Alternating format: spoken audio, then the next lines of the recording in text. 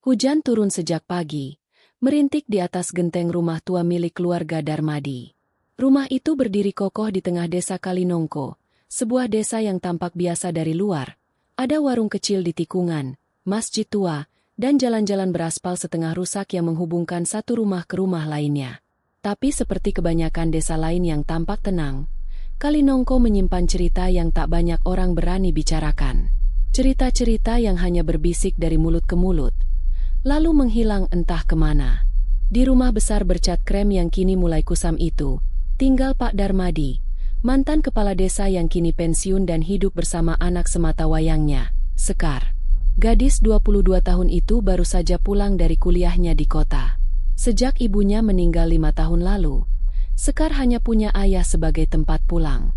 Meski jarang bicara, keduanya punya kedekatan yang tenang, seperti langit mendung yang menahan hujan.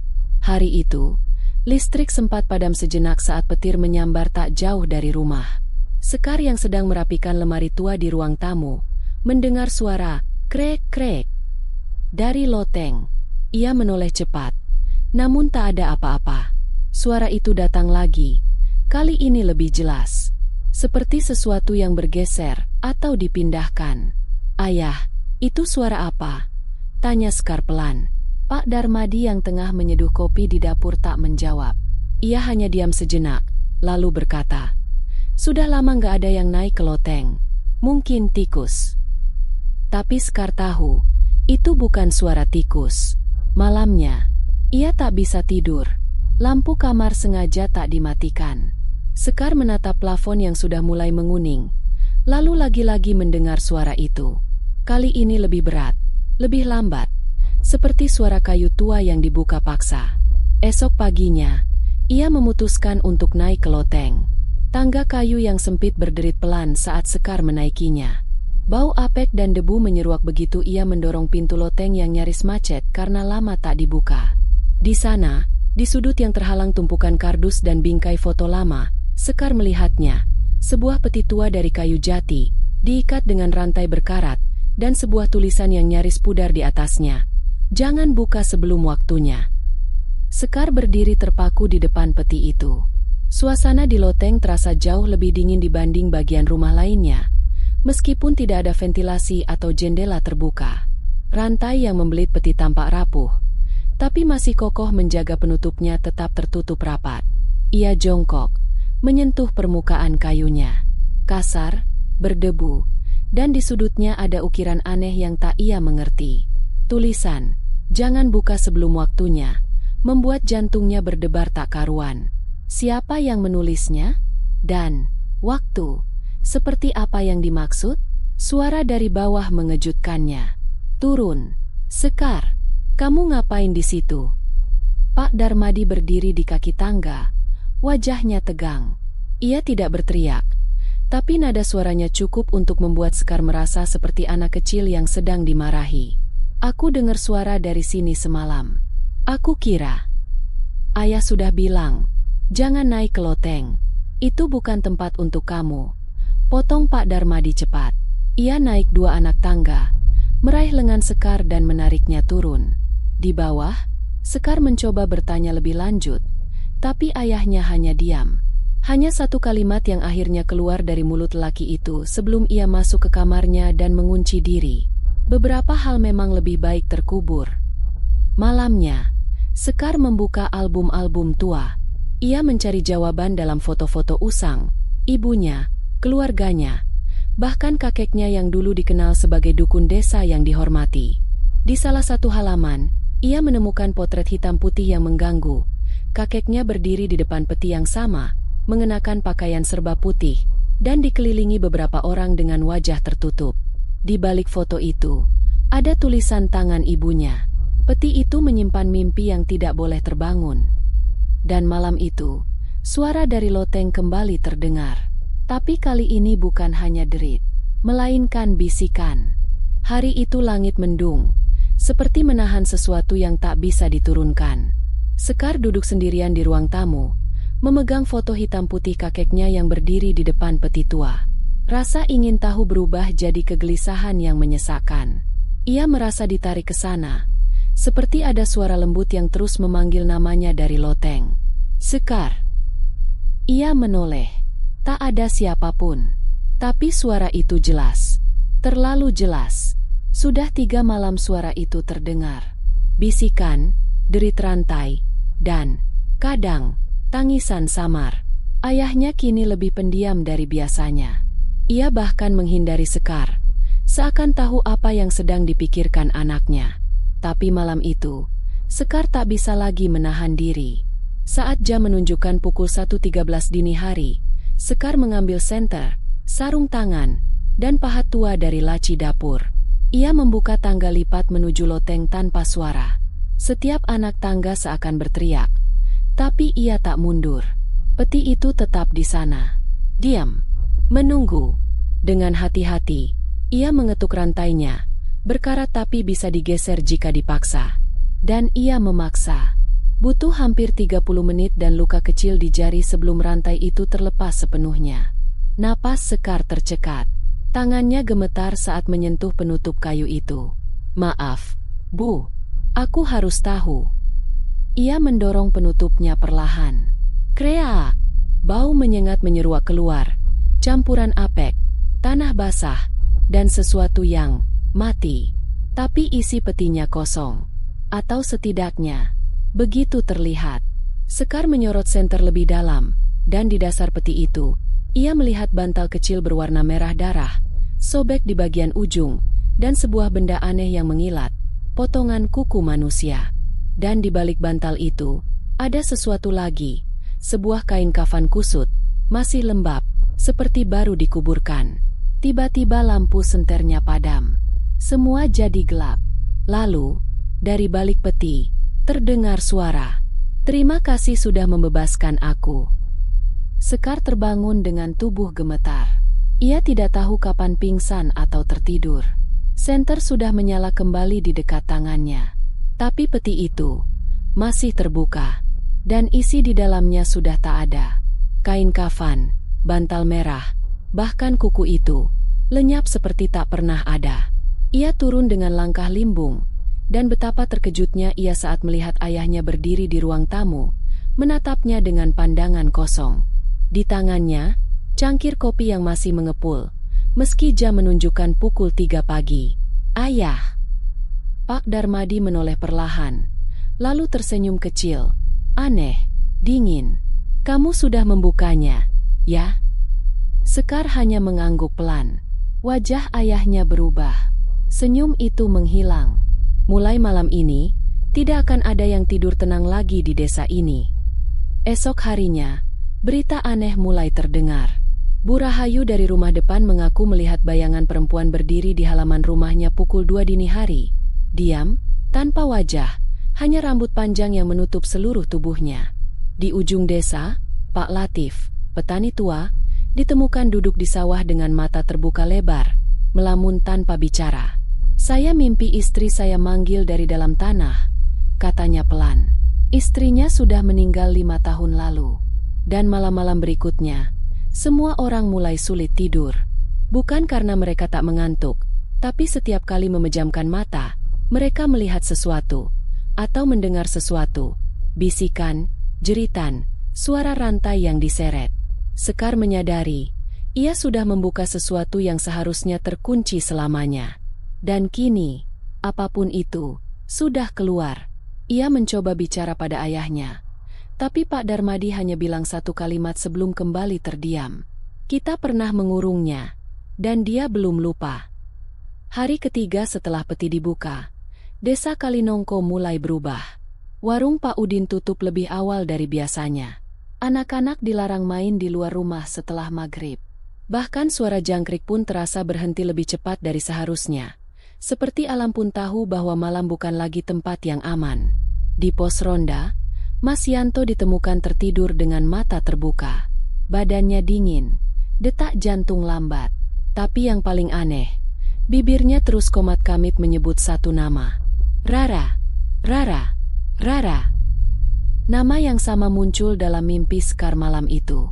Seorang gadis kecil bergaun putih, rambut panjang kusut, duduk di pojok kamarnya dan berkata lirih, "Kenapa kamu bangunin aku?" Sekar semakin terguncang. Ia kembali naik ke loteng, berharap menemukan jejak apapun. Tapi peti itu kini benar-benar kosong, dan tak ada satupun bau aneh atau sisa kain yang ia lihat sebelumnya. Tapi ada yang berubah. Di dinding belakang loteng, kini terukir 3 garis panjang dengan ujung berlumur hitam, seperti cakar atau hitungan. Dan setiap malam, 1 garis baru muncul. Sudah 3 malam. 3 orang yang kena, gumam Sekar.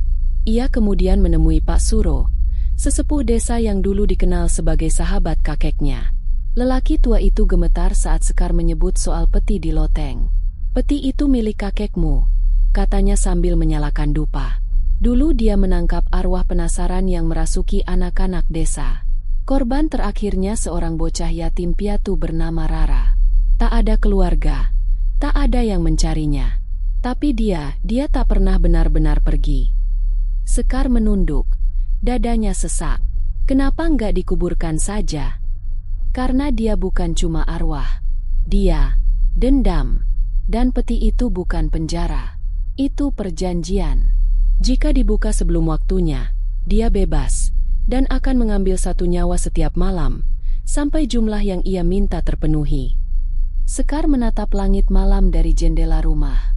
Angin berhembus lembut, terlalu lembut. Dan di kejauhan, terdengar suara anak kecil menyanyikan lagu lama yang tak pernah diajarkan siapapun di desa itu. 1, 2, aku datang. 3, 4, kau terdiam.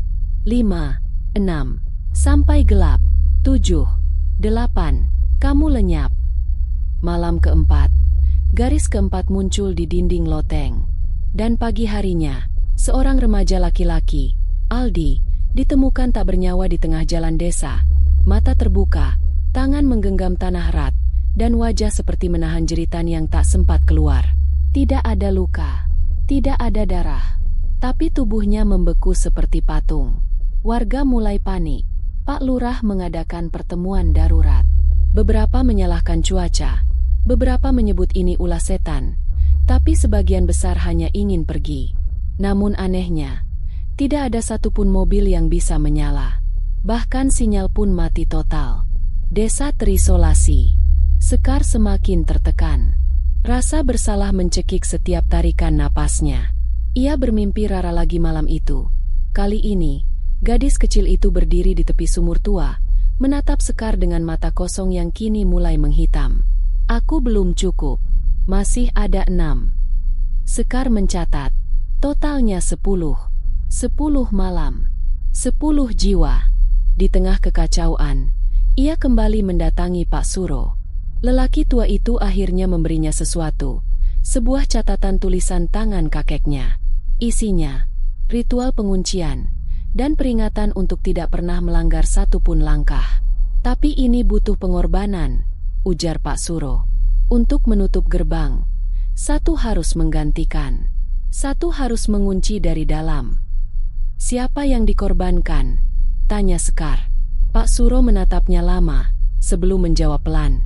"Orang yang membukanya." Sekar kembali ke rumah dengan tangan gemetar. Ayahnya sedang berdiri di dapur, menatap kosong keluar jendela. "Aku dengar suara ibumu semalam," katanya lirih. "Dia bilang kita sudah waktunya berkumpul lagi." Sekar mulai menangis.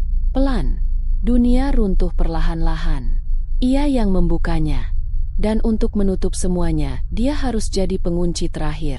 Tapi malam belum berakhir. Dan Rara belum puas.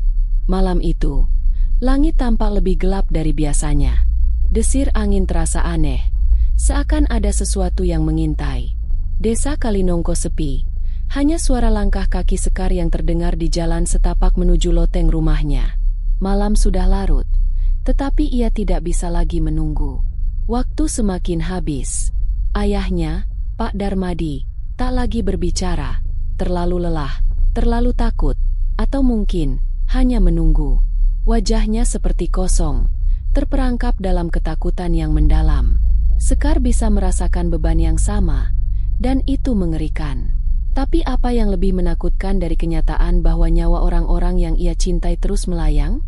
Sesuatu di dalam dirinya mengatakan bahwa satu-satunya cara untuk menghentikan semuanya adalah dengan mengunci peti itu sekali lagi. Namun, kata-kata Pak Suro masih terngiang dalam benaknya. Pengorbanan. Sekar berhenti di depan pintu loteng. Dengan tangan gemetar, ia menarik tali penutup loteng dan melangkah naik. Setiap detak jantungnya terdengar memekakan telinga. Peti tua itu masih ada di sana, di sudut gelap. Sekar merasa hatinya seperti tertindih batu besar. Dan saat itulah, suara itu kembali. Sekar. Kali ini, suara itu bukan lagi lembut dan penuh bisikan. Ia lebih keras, lebih menuntut, dan sangat jelas. Itu adalah suara Rara. Dan suara itu datang dari dalam peti. Sekar mendekati peti, lalu berhenti sejenak. Hatinya terasa seperti dihantam gelombang. Dalam peti itu, di dalam kotak kayu itu, ia tahu ada sesuatu yang mengintainya, menunggu untuk memikatnya lebih dalam. Dengan napas yang tersengal, ia membuka penutup peti itu sekali lagi. Namun, bukan kain kafan atau kuku yang ia temui. Rara muncul. Gadis kecil itu berdiri di depan peti. Wajahnya pucat, tanpa ekspresi, mata hitam penuh kebencian. "Kenapa kamu tidak mau menolongku?" tanya Rara dengan suara yang seperti angin malam. Sekar mundur, terguncang. Aku ingin menghentikan semua ini," jawabnya dengan suara hampir bergetar. Rara hanya tertawa pelan, tapi tawa itu mengerikan. "Terlambat, Sekar. Semua sudah dimulai, dan kamu adalah bagian dari akhir ini." Sekar merasa dunia seakan berputar. Perasaan bersalahnya menyesakkan dada. Tapi saat itu juga, sebuah suara yang lebih berat menggema di ruang loteng, suara ayahnya. "Sekar, kamu harus memilih, aku atau mereka." Sekar menoleh dengan cepat. Ayahnya muncul di pintu loteng, tampak lelah dan hancur. Matanya kosong, dan tubuhnya lunglai. Pak Darmadi mengangkat tangan kirinya, menunjukkan sebuah pisau kecil yang bersinar di bawah cahaya rembulan. "Ambil pisau itu, anakku, sebagai pengunci." Sekar menggigil. Ia tidak siap untuk mengorbankan orang yang ia cintai. Tapi di depan matanya, Rara hanya tersenyum sinis. "Pilihlah, Sekar. Pilih siapa yang akan terperangkap selamanya." Dengan dua pilihan yang menghantui, Sekar harus memilih apa yang akan dilakukannya. Akankah dia mengorbankan ayahnya untuk menutup peti ini? Ataukah memilih untuk melawan dan mempertaruhkan keseluruhan desa? Sekarang, semua bergantung pada satu keputusan, dan malam ini akan menjadi penentu. Sekar berdiri terpaku di depan peti. Wajahnya pucat, tubuhnya gemetar. Di hadapannya, Rara tersenyum, sedangkan ayahnya, Pak Darmadi, hanya memandangnya dengan tatapan kosong, tangan yang menggenggam pisau kecil terulur ke depan. "Sekar, pilihlah." Suara ayahnya terdengar berat, penuh penantian, seakan mengharapkan keputusan yang sangat sulit. "Kenapa, Ayah?" Sekar bertanya dengan suara serak, tidak percaya dengan kenyataan yang ada di hadapannya. Kenapa Ayah begitu pasrah? Pak Darmadi hanya menghela napas. Matanya mulai berkilau dengan keputusasaan. "Karena ini adalah kutukan keluarga kita, Sekar. Ini sudah menjadi takdir yang tidak bisa dihindari. Kita sudah membebaskannya, dan sekarang kita harus menanggung akibatnya." Rara tertawa kecil, suara tawanya mengerikan, menyusup ke dalam tulang Sekar. "Ayahmu tahu, Sekar, peti itu bukan hanya tempat mengurungnya. Itu adalah penjara bagi kita semua. Setiap generasi yang membuka peti ini akan berakhir dengan pilihan yang sama. Satu pengorbanan untuk menghentikan semuanya." Sekar menunduk, pikirannya kacau. Ia tidak tahu apa yang harus dilakukan. Ia ingin menolong ayahnya, namun ia juga tidak bisa membiarkan desa ini terus terjerat oleh kutukan yang datang dari masa lalu. Dan di saat itulah, suara itu kembali, suara yang datang dari dalam peti. Kali ini jauh lebih kuat dan jelas. "Sekar, tak ada pilihan lain. Jika kau tidak memilih, aku akan mengambil semua nyawa di desa ini. Semua." Sekar menatap pisau yang tergeletak di lantai, dekat dengan ayahnya. Apakah itu harus menjadi jalan keluarnya? Ia tahu, jika ia mengorbankan ayahnya, peti itu akan terkunci lagi, dan kutukan itu akan berhenti. Namun, mengorbankan ayahnya berarti menghapus satu-satunya orang yang ia cintai. Ayah, aku tidak bisa. Sekar berseru, air mata mengalir deras. Aku tidak bisa memilih. Tapi Pak Darmadi hanya menatapnya dengan tatapan yang penuh pengertian. Tidak ada jalan lain, anakku. Ini adalah bagian dari takdir kita. Sekar merasa kepalanya seperti dihantam batu besar. Keputusan itu semakin dekat, semakin menekan dadanya. Ia menutup mata sejenak, mencoba mencerna segala kemungkinan. Apa yang harus ia pilih? Menerima kenyataan bahwa ia harus mengorbankan orang yang paling ia cintai demi menyelamatkan desa, atau menyerah pada takdir dan membiarkan kutukan ini terus berlanjut? Namun, sebelum Sekar bisa membuat keputusan, suara tangisan terdengar di ruang loteng. Rara kembali muncul, lebih dekat dari sebelumnya. Matanya bersinar merah. Sekar, kamu sudah terlambat. Lalu, dengan gerakan cepat, Rara meraih pisau kecil itu dan menusukkannya ke dada ayah Sekar. Pak Darmadi terjatuh ke lantai. Darah mengalir dari lukanya, dan matanya mulai mengabur. Tidak! Sekar berteriak, berlari mendekat, namun terlambat. Ayahnya sudah terbaring tak bergerak. Rara menatapnya dengan mata yang penuh kepuasan. Sekarang semua selesai. Sekar berlutut di samping ayahnya. Tangannya gemetar. Tidak, ayah, kenapa? Namun, sebelum ia sempat menangis lebih lama, tubuh ayahnya perlahan mulai menghilang, seakan-akan lenyap di telan tanah. Rara tersenyum puas. Sekarang peti itu akan tertutup selamanya. Dengan keputusan yang telah diambil, desa akhirnya kembali sepi. Tidak ada lagi suara derit rantai atau bisikan malam yang mengganggu. Namun, Sekar tahu, ada harga yang sangat mahal yang harus dibayar untuk mengakhiri kutukan itu. Namun, meskipun desa kembali tenang, Sekar merasa ada yang hilang dalam dirinya, sesuatu yang tak akan pernah bisa ia ganti. Hari-hari setelah peristiwa itu berlalu dengan lambat dan sunyi. Desa Kalinongko yang sebelumnya penuh ketegangan kini kembali sepi, seolah-olah waktu berhenti begitu saja. Namun bagi Sekar, waktu tak pernah benar-benar berhenti. Setiap detik yang berlalu, ia merasakan beratnya kehilangan yang tak bisa diperbaiki. Ia duduk di kamar, menatap jendela yang menghadap ke ladang luas di luar rumah. Di sana, semuanya tampak normal, tidak ada yang berbeda. Tetapi, hatinya tahu bahwa sesuatu telah hilang selamanya. Ayahnya, Pak Darmadi, tidak akan kembali. Ia mengorbankannya untuk mengakhiri kutukan itu. Tetapi, apakah ia merasa lebih baik sekarang? Kedamaian yang datang begitu saja tidak pernah terasa begitu hampa. Sekar mendengar langkah kaki di luar rumah. Tanpa berpikir, ia berdiri dan berjalan menuju pintu. Ketika ia membuka pintu, ia melihat ibu-ibu desa dan beberapa anak muda berdiri di sana. Wajah mereka penuh rasa terima kasih. Sekar, kata Ibu Lurah dengan lembut. Terima kasih untuk semuanya. Kamu telah menyelamatkan kami semua. Sekar hanya bisa tersenyum, meskipun senyum itu terasa pahit. Aku hanya melakukannya untuk ayah, jawabnya dengan suara serak. Ayah yang sudah mengorbankan hidupnya untuk desa ini. Ibu Lurah menepuk bahunya, mencoba memberikan kenyamanan yang sebenarnya tak bisa Sekar terima. Namun, rasa bersalah yang terus menghantuinya tidak bisa diredakan hanya dengan kata-kata. Beberapa malam kemudian, Sekar kembali ke loteng. Peti tua itu sekarang tertutup rapat, dan tidak ada lagi garis-garis hitam yang muncul di dinding. Seolah-olah segalanya sudah berakhir. Tetapi, ketika ia menatap peti itu, sebuah perasaan tidak nyaman kembali menyelinap ke dalam dirinya. Apakah benar semuanya sudah selesai? Sekar merasakan sebuah kekosongan yang tak bisa dijelaskan. Seperti ada sesuatu yang terus mengintai di kegelapan.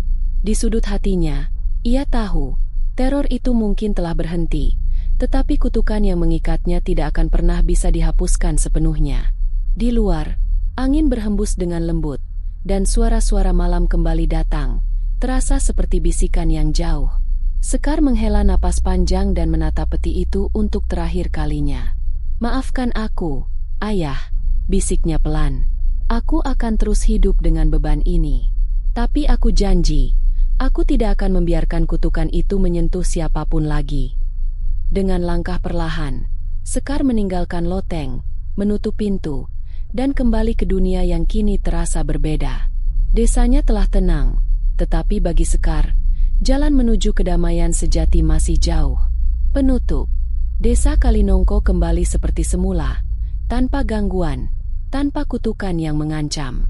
Warga hidup dalam damai, meskipun mereka tidak pernah tahu betapa besar harga yang telah dibayar untuk kedamaian itu.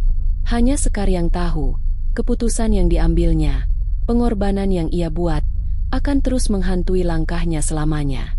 Dan begitu juga dengan peti tua itu, yang kini kembali menjadi sebuah legenda, sebuah cerita rakyat yang terus diceritakan oleh generasi demi generasi.